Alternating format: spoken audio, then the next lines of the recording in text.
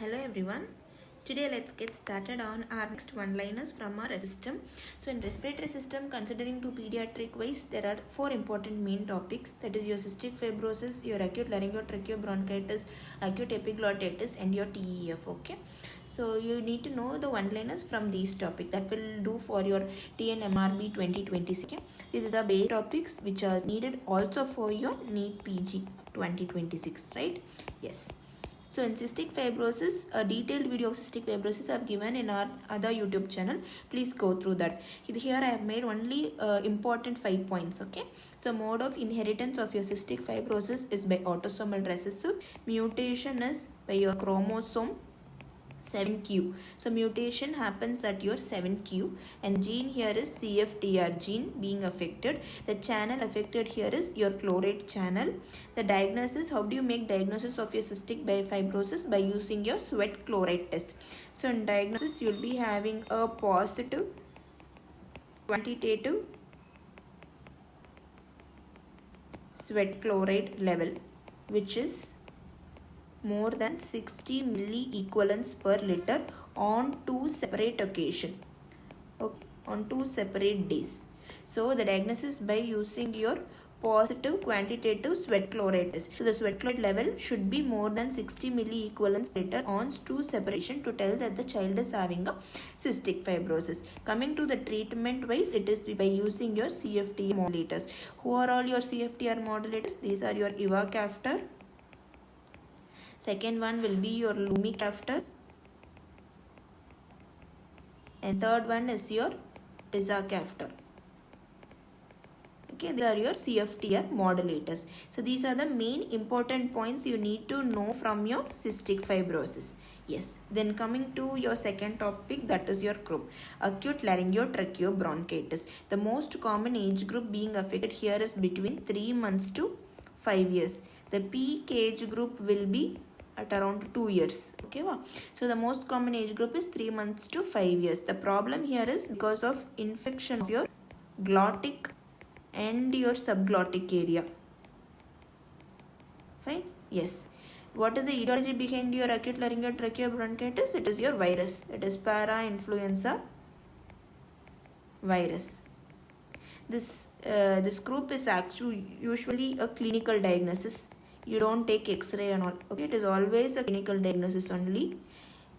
And then you, once you diagnose the child to have Croup, then you have to secure the airway. Airway management will be the first step. You have to secure the airway management. Then you give your adrenaline nebulization. This is adrenebulization. Then we can give a dose of dexamethasone oral. If the child is able to take oral wise, then you give a oral dexamethasone, a dose of 0.15 to 0.6 mg per kg. It is a single dose. Okay.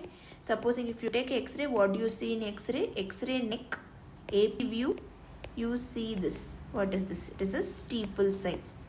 This is your steeple sign.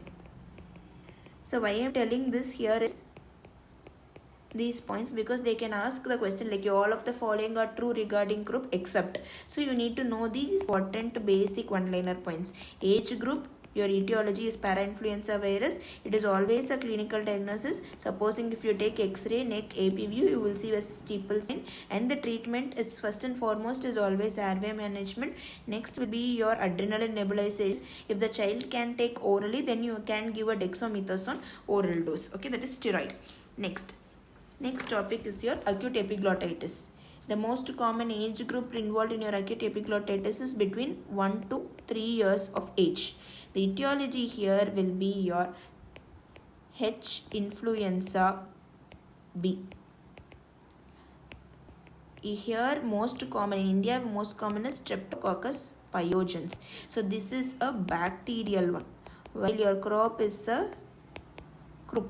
a viral one. Here acute epiglottitis is a bacterial one. Okay. If you take a X-ray neck lateral view, what will you see? X-ray neck lateral view, you will be observing a thumb sign. Why it is called as thumb sign? Because of the swelling of your epiglottitis. You can see this is your thumb sign. It is because of swelling of your epiglottis that it will go compress your airway. So here also the treatment will be, first and foremost treatment will be your securing your airway. Okay, no?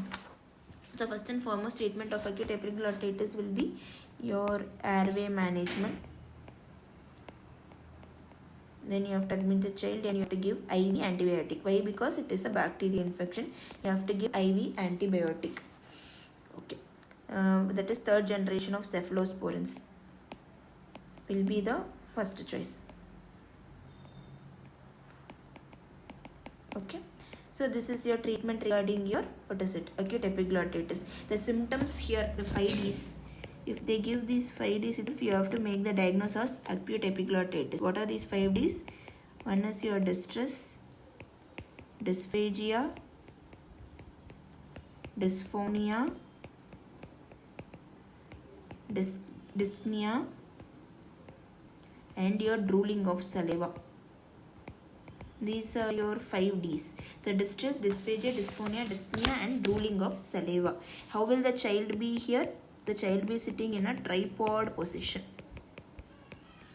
Okay, this is also another one clinical sign. The child will be a tripod, sitting in a tripod position, that also called as sniffing dog position. These are your important points to make it as clinical diagnosis. Okay, so acute epiglottitis, age group is 1 to 3 years. The organism involved is H. influenza type B and your streptococcal pyogenes. The X-ray, when you take a X-ray neck lateral view, you will be seeing the thumb sign because of swelling of your epiglottis, which is compressing your airway. Treatment is first and foremost is always your airway management. Next is your IV antibiotic. The third generation cephalosporins you will be using here. There is no role for sedatives or steroids in acute epiglottitis.